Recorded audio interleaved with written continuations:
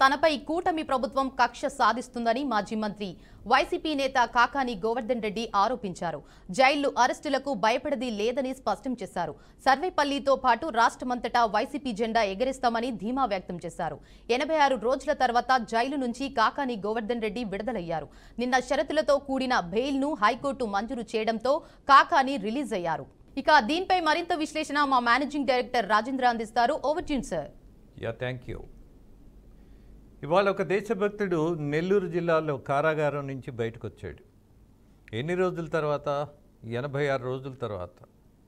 ఈ దేశం కోసం, రాష్ట్రం కోసం, ఆ నియోజకవర్గ ప్రజల కోసం పాపం ఆయన లాఠీ దెబ్బలు తిన్నాడు. అలాగే అనేకమైనటువంటి సమస్యలు ఫేస్ చేశాడు, దాడుల్ని ఎదుర్కొన్నాడు. ఎవరా దేశభక్తుడు? నిజమేనా నేను చెప్పింది? ఎస్. ఆ రాజకీయ నాయకుడు పోజు గమనించినప్పుడు ఇంత బిల్డప్ ఏంటిరా బాబు, ఈయన చరిత్ర ఏంటి అని ఒకసారి చూడాల్సిన పరిస్థితి రాష్ట్ర ప్రజలకు వచ్చింది. ఎవరా మహానుభావుడు? ఎవరా రాజకీయ నాయకుడు? ఎస్, కాకాని గోవర్ధన్ రెడ్డి, మాజీ మంత్రి ఫ్రమ్ వైసీపీ. ఎందుకు జైల్లో ఉన్నాడు? తీవ్రమైనటువంటి నేరారోపణలతో పాటు 86 రోజులైనా బెయిల్ ఇవ్వలేనటువంటి పరిస్థితిలో హైకోర్టు కూడా ఇవాళ బెయిల్ ఇచ్చింది. ఈ బెయిల్ సందర్భంగా ఆయన బయటకు వచ్చి మాట్లాడాడు. ఏమని? చాలా మాట్లాడారు. మరి ఆయన మీద కేసుల గురించి మాట్లాడాల. ఆయన మీద ఫోర్జరీ కేసు ఆధారాలతో సహా ఉంది. ఆధారాలు లేకుండా కేసులు ఎక్కడా లేవు. ఇక మైనింగ్ పూర్తి ఆధారాలతోటి సిట్ ఇచ్చినటువంటి దర్యాప్తు నివేదిక మేరకే ఇవాళ హైకోర్టు కూడా 86 రోజులు బెయిల్ ఇవ్వకుండా ఇవాళ బెయిల్ ఇచ్చింది. ఆ బెయిల్ ఇవ్వడానికి కారణం టెక్నికల్ రీజన్స్ కొన్ని ఉంటాయి. 90 రోజుల్లో ఛార్జ్షీట్ వేయకపోతే బెయిల్ వచ్చేటటువంటి అవకాశం ఉంటుంది అన్నది ఒక సత్యమైతే, ఎస్, అన్ని రోజుల్లో బెయిల్ రానటువంటి పరిస్థితుల్లో శిక్షార్హులుగా ఉన్న వాళ్ళకి బెయిల్ వచ్చే పరిస్థితి కూడా అనంతబాబు విషయంలో చూసాం. నేనే చంపాను అని చంపిన వాడే స్టేట్మెంట్ ఇచ్చాడు. ఇచ్చి డోర్ డెలివరీ కూడా చేశాడు. పాపం చేసిన వాడు జైలుకి వెళ్ళినప్పుడు పోలీసులు, ఆ రోజు ఉన్నటువంటి పోలీసులు ఏం చేశారు? అతని మీద ఛార్జ్షీటే వేయినప్పుడు వచ్చేటటువంటి సదుపాయం ఏంటి? బెయిల్ వచ్చేస్తుంది. It's a technical reason. ఈ టెక్నికల్ రీజన్ని అతనికి అందుబాటులోకి తీసుకువెళ్ళటం కోసం విల్ఫుల్గా ఆ రోజు ఉన్నటువంటి పోలీసులు చేసినటువంటి దురాగతం, దుర్బుద్ధితో కూడింది, స్వార్థంతో కూడింది, అవినీతితో కూడింది. ఒక హత్య చేసిన వాడిని రక్షించడానికి చేసినటువంటి ప్రయత్నం ఏంటి అని అంటే ఇదే. అలాగే ఇవాళ కాకాని గోవర్ధన్ రెడ్డి బయటకు వచ్చిన తర్వాత మా మీద కక్షపూరితమైనటువంటి నేపథ్యంలోనే కేసులు పెట్టారు, జైలుకు పంపించారు. ప్రతి నాయకుడు బయటికి రాగానే, ఆ పార్టీ వాళ్ళు ఏ పార్టీ వాళ్ళైనా సరే, ఇవాళ వైసీపీ నాయకుడే కాదు, చాలామంది రాజకీయ నాయకులు మొట్టమొదటి పంచ్ డైలాగ్ ఏంటి? ఎస్, మా మీద కక్షపూరితంగా జైలుకు పంపించారు. ఎంత మంచోళ్ళు రా బాబు మీరంతా. మిమ్మల్ని జైలుకు పంపించడానికి ఇక్కడ చట్టాలు అడ్డగోలుగా వ్యవహరించే పరిస్థితి ఉంటుందా? ఎస్, కొంత పొరపాట్లు కావాలని విల్ఫుల్గా చేసేవి ఉంటాయి. అవి ఏంటో మనం అందరం చూసాం, గమనించాం.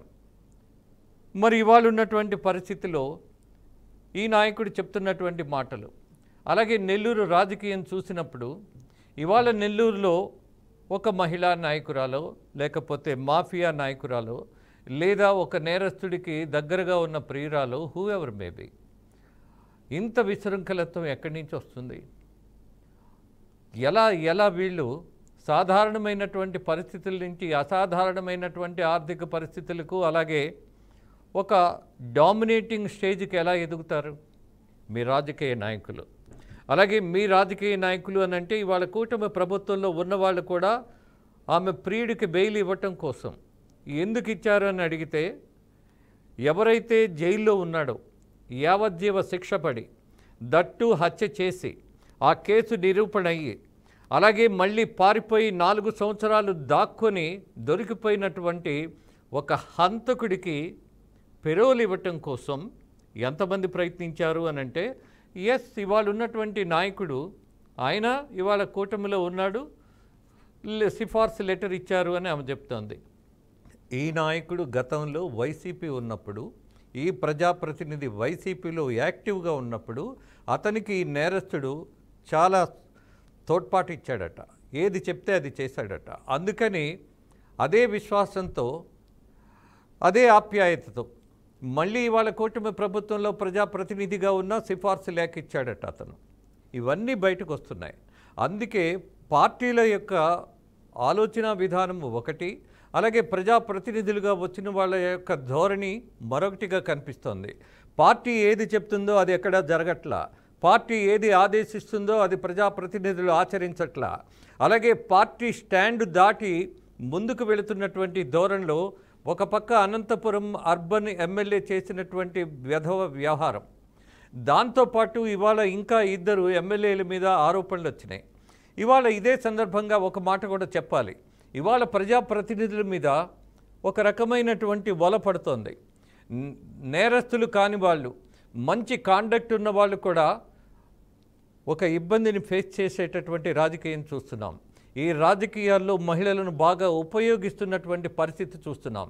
అసలు రాజకీయాల్లో గౌరవం ఇవ్వాల్సింది ఎవరికి, మహిళలకి అన్నటువంటి వాదన జరుగుతున్నటువంటి పరిస్థితుల్లో ఇదే రాజకీయాల్లో మహిళలను వాడుకుంటున్నారు. ఎస్, కాబట్టే ఇవాళ ప్రజాప్రతినిధులు మరింత జాగ్రత్తగా ఒళ్ళు దగ్గర పెట్టుకొని ప్రవర్తించాల్సిన పరిస్థితి ఇంపార్టెన్స్ పెరుగుతోంది. ఎలా పడితే వాళ్ళతో కలిసి మాట్లాడే దశ తగ్గిపోయింది, నమ్మకం పూర్తిగా కూలిపోయింది.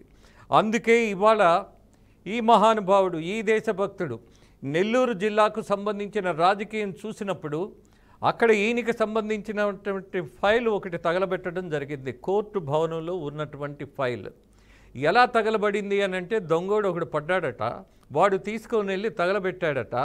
ఈ ఫైల్ మాత్రమే వాడు దొంగలించాడట. What to say? ఇది రాజకీయమా? ఇది వ్యక్తిత్వమా? వీళ్ళు మన ప్రజాప్రతినిధులా? పైగా వీళ్ళే మంత్రులా? వీళ్ళు బయటకు వచ్చి కోతలా? ఇవి మనం వినాలా? ఎలా?